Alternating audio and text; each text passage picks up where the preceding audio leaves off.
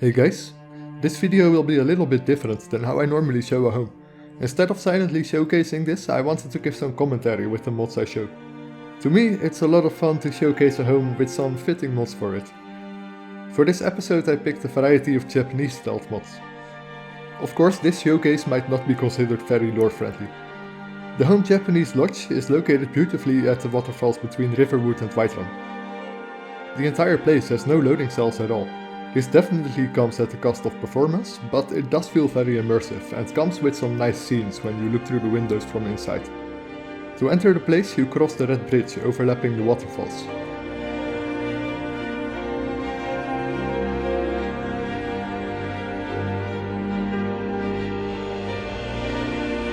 The retextured Falmer statue comes from the mod Stunning Statues of Skyrim, which retextures a bunch of statues found in Skyrim. Look it up if you like, it's a nice retexture mod to use. I made a video showing all the retextured statues as well.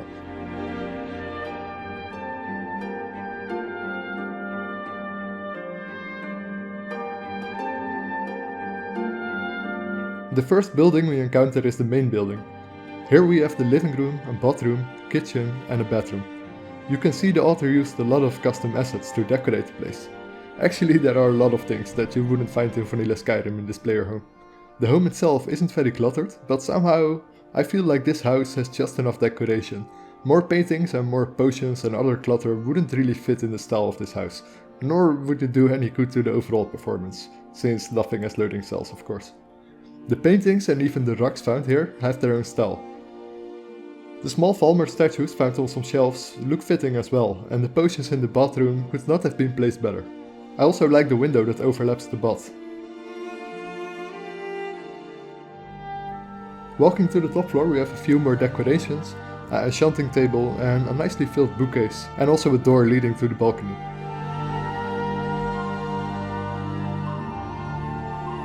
This balcony has a nice view over the area, and it would even have a nicer view towards Whiterun would I have Dindelat installed.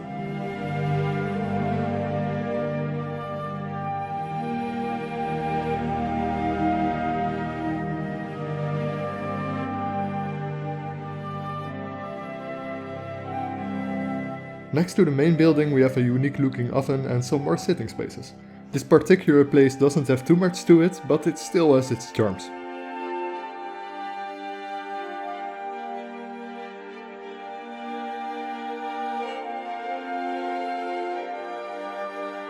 And continuing downstairs we walk towards a beautifully placed tree and past the hill the main building is on. And even the wall covering this hill looks nice.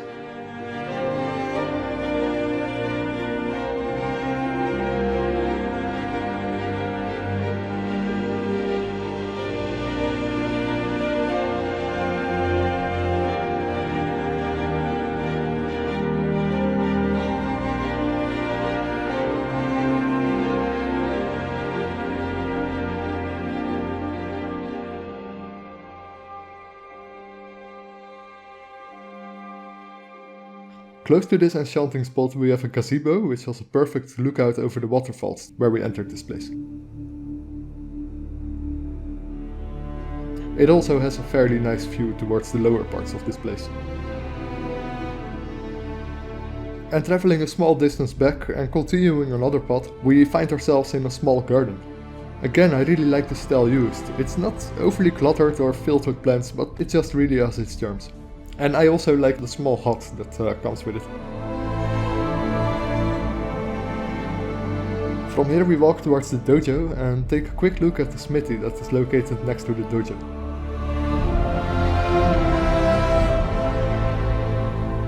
The chests here actually has a few ingots in them to help you on your way.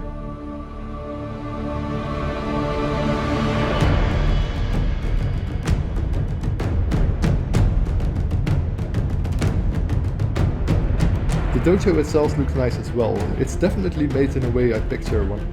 You can place some weapons here on weapon racks, and there are a few chests located here to store your items. In this dojo let us look at some weapons, outfits and 2 followers that I found. First mod is Wahaku.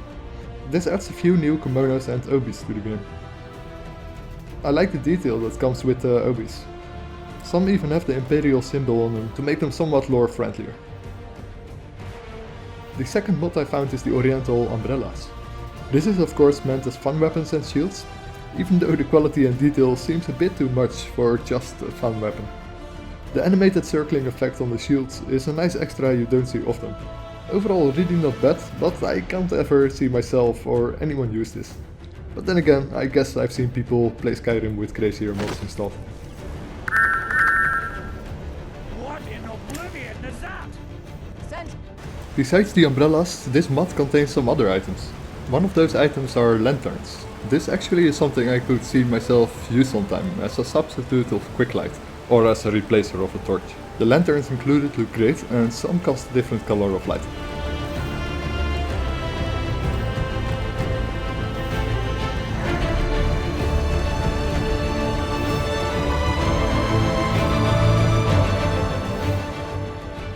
The next mod has a lot more to offer.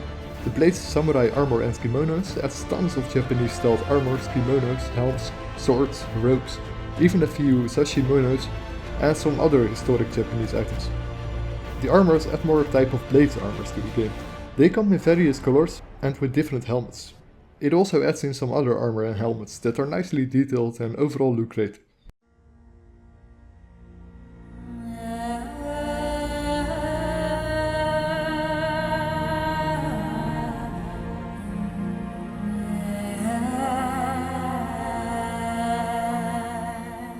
The kimonos that come with this mod look good as well and offer some protection.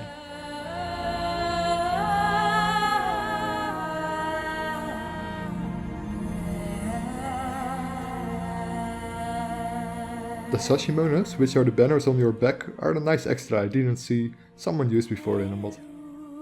Now, most of these items feel somewhat lore friendly. The items included are in the style of Skyrim. For example, you have a Dawnstar variation and a Stormcloak variation for the kimonos and sashimonos. Of course, one can always relate back to the style of the blades or akaviri as well.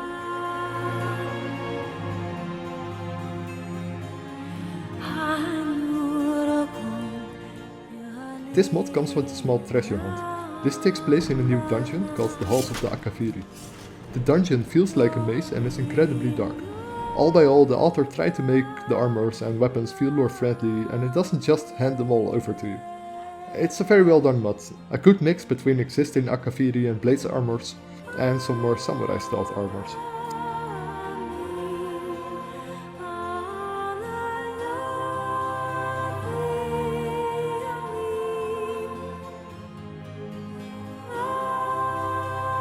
For the next mod I chose a follower mod. I picked the Hitokiri followers. This mod contains two followers, a male and a female with custom clothing and weapons. I personally like the scarf, mask and stray hat that comes with it. These two will definitely keep you safe.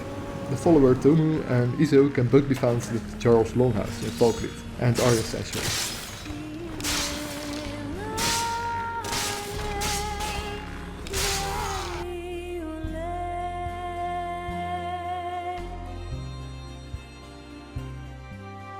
Next I have a weapon mod, the Masamune, a daikatana of oversized proportions. Some might recall it as Sephiroth's weapon from Final Fantasy. The weapon comes as a one-handed and two-handed version.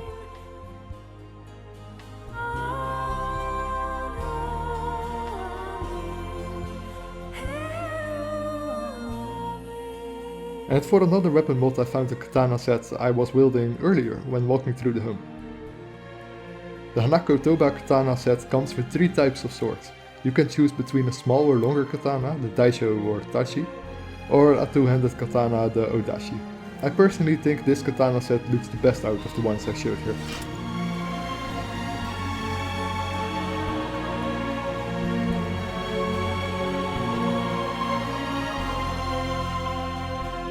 Now that we have some new armors and weapons, we continue our way from the dojo to the next building, the guest house.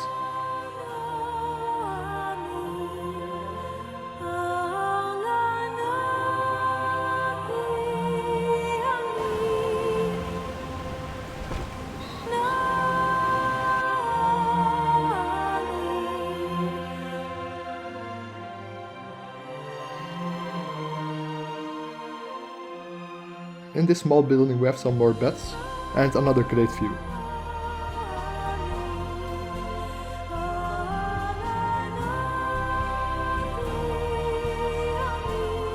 and from this place we travel back a little bit to another building. Next to this building we have a nicely located outside bath with a sitting space.